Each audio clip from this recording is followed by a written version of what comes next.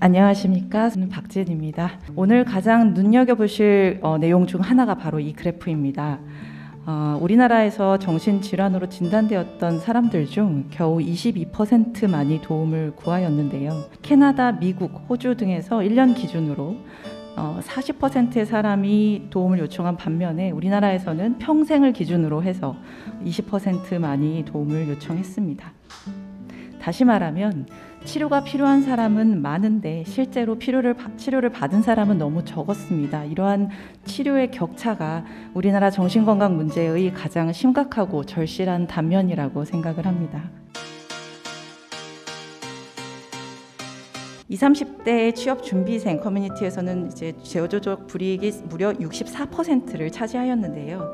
역시 기록, 불이익, 특히 공무원 취업과 관련해서 국가기관 간의 어떤 정보 공유가 있지 않겠느냐라는 의심과 불안이 상당히 높게 존재함을 알 수 있었습니다.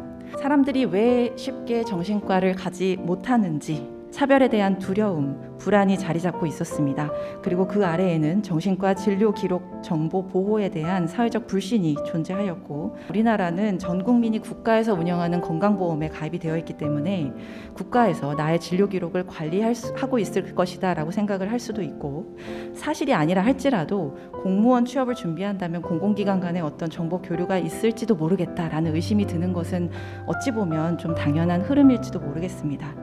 그렇기에 보다 적극적으로 진료 정보가 보호되고 있음을 제대로 알려야겠고요.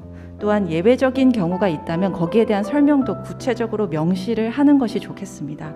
우선 개인정보보호법 23조 민감정보 처리 제한 조항에 따르면 정신과 진료 기록을 포함한 건강정보는 민감정보로서 법령에서 정한 특수 상황이나 본인의 동의 없이는 제3자가 열람하거나 처리하는 것은 불법이라고 명시가 되어 있습니다.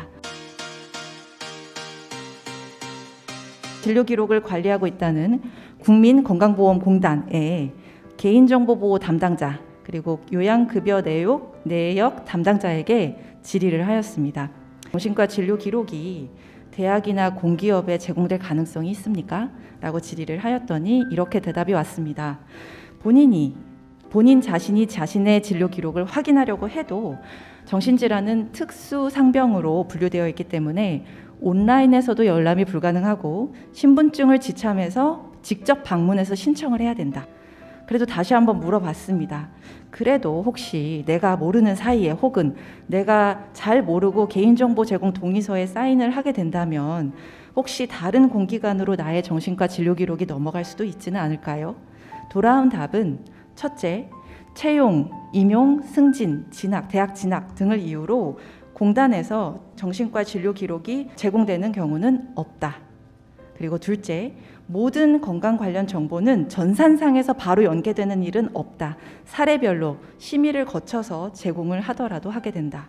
그리고 셋째, 기관 대 기관으로 제3자 정보 제공을 하는 매우 특수한 경우가 있는데, 예컨대 범죄 피의자의 진료 기록을 확인하기 위해 법원 영장과 같은 강제 문서 제출 명령이 있는 경우, 그리고 이러한 경우가 있다 할지라도 그냥 제공하는 것은 아니고 심의를 거친다라는 답변이었습니다.